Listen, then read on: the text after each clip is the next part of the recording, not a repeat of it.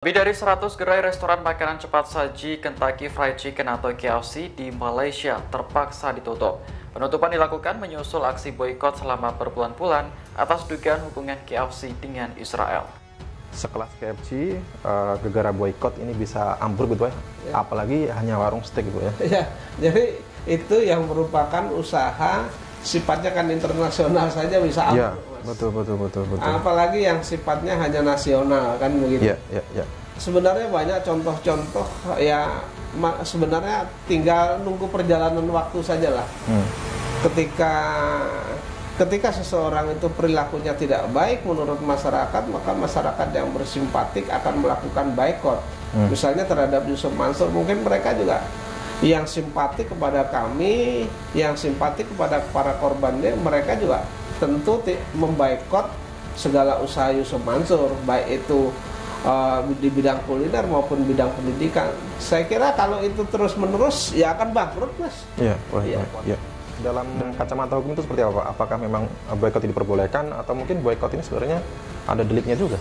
Jadi begini, sanksi sosial itu kan jadi ketika orang melakukan segala sesuatu perbuatan yang itu tidak etis, apakah itu melanggar hukum, baik itu hukum positif maupun hukum agama, biasanya sanksi masyarakat ini mendahului, Mas. Betul.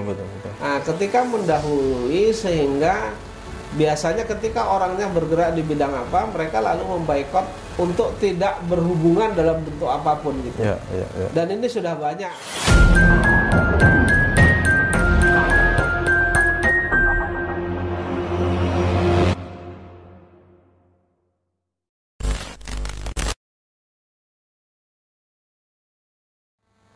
Pak Zeni kan juga sudah mengupayakan melalui jalur pidana gitu Pak ya, misalkan melaporkan ke Mabes Pak ya, dan juga di Polda itu terkait dengan perumahan Sefrika Kesya Masur. Tadi sesuai dengan video yang kita putar, Yusuf Mansur mengatakan akan siap dipenjara kalau misalkan dirinya terbukti bersalah gitu Pak. Kita aminkan saja, Mas. Mudah-mudahan netizen yang mendengar apa ucapan Yusuf Mansur, mereka siap dipenjara, mereka siap bayar, kita aminkan saja. Berkaitan dengan proses yang saya buat laporan di Mabes Polri itu, saya besok tanggal 2 Desember itu hari Senin ya, tepatnya hari Senin 2 Desember itu saya juga dipanggil untuk diambil keterangan saya, keterangan tambahan ya. Ya mudah-mudahan perkara ini berjalan terus karena kan saya juga sudah menyurati Kapolri juga. Baik, alhamdulillah. Jadi laporan Pak Zeni ke Mabes Polri sampai sekarang terus diproses Pak ya. Terus diproses. Nanti hari Senin Pak Zeni akan dipanggil gitu Pak. Tapi berkembang berita bahwa Yusuf Mansur akhir-akhir ini ada kedekatan dengan Polri nih Pak. Ini terbukti kemarin misalkan ada khataman bersama Polri, kemudian menjadi imam sholat Jumat Kadif Humas Polri. Nah ini Pak Zeni mungkin ini membacanya seperti apa? Enggak masalah, permasalahan hukum kan kalau toh mereka ada kedekatan ya silahkan ada kedekatan, tapi permasalahan hukum ini kan biarkan proses berjalan. Dan kalau memang karena kedekatan lalu ini berhenti, saya juga kan berhak juga nanti bersurat baik itu ke Kapolri langsung maupun kepada Presiden maupun Komisi 3. Jadi masih banyak jalan, Mas. Nggak usah. Artinya kedekatan seseorang tidak menjadi hambatan saya untuk melakukan upaya hukum gitu. Ya, khawatirnya kan ini terjadi lobby-lobby antara Yusuf Mansur dengan pihak kepolisian ya, dan semoga saja tidak terjadi dan kepolisian ini bekerja secara profesional Pak ya. Betul. Jadi siapapun, harapan kita secara profesional. Dan sudah saya surati juga Kapolri berkaitan dengan permasalahan ini, Mas. Dan siapapun itu tidak ada yang dilindungi ya jika memang terbukti bersalah. Dan Propam juga mengawasi perkara ini karena saya sudah mendapat juga jawaban dari Propam bahwa mereka akan mengawasi perkara ini agar berjalan sebagaimana mestinya ketentuan hukum yang berlaku gitu. Oke Pak Zeni, ini kan banyak dari teman-teman netizen yang mengikuti ya Pak. Artinya mereka bersimpati dan berempati kepada korban, kemudian memboikot warung Steak and Shake di mana ini perusahaan yang selalu diflexingkan oleh Yusuf Mansur gitu Pak. Sebenarnya mungkin banyak teman-teman yang takut gitu Pak. Sebenarnya boikot dalam kacamata hukum itu seperti apa? Apakah memang boikot diperbolehkan atau mungkin boikot ini sebenarnya ada deliknya juga. Jadi begini, sanksi sosial itu kan jadi ketika orang melakukan segala sesuatu perbuatan yang itu tidak etis, apakah itu melanggar hukum, baik itu hukum positif maupun hukum agama, biasanya sanksi masyarakat ini mendahului, Mas. Betul. Nah, ketika mendahului sehingga biasanya ketika orangnya bergerak di bidang apa, mereka lalu memboikot untuk tidak berhubungan dalam bentuk apapun gitu. Dan ini sudah banyak ketika produk-produk luar negeri ya yang diboikot itu juga mengalami kerugian cukup besar. Saya kira mudah-mudahan ketika masyarakat bersimpatik terhadap korban-korban Yusuf Mansur ini, mereka memberikan sanksi sosial dengan cara memboikot ini, saya kira juga pasti ada efeknya.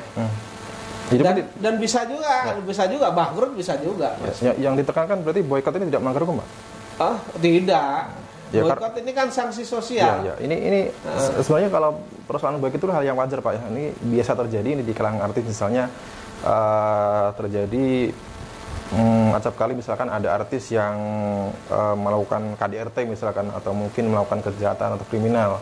Ini mereka memboikot di TV-TV nasional. Kemudian ada lagi mungkin artis-artis yang bungkam ketika terjadi pergolakan masalah politik. Ini banyak yang menyuarakan untuk boikot. Jadi boikot itu sebenarnya legal gitu, Pak ya. Legal boikot itu sanksi sosial yang memang nggak bisa dilarang. Dan salah satu contoh kasusnya yang terbaru ini saya baca bahwa terkait dengan genosida Israel di Palestina ya. Ini kan banyak kalangan muslim yang menyerukan boikot produk-produk Israel seperti KFC ya, Pizza Hut dan juga McD. Nah, ini ternyata efeknya luar biasa begitu, Pak ya. Saya bacakan ini judulnya saja ya. KFC rugi besar gegara aksi boikot 47 gerai tutup, PHK 2.274 karyawan gitu ya.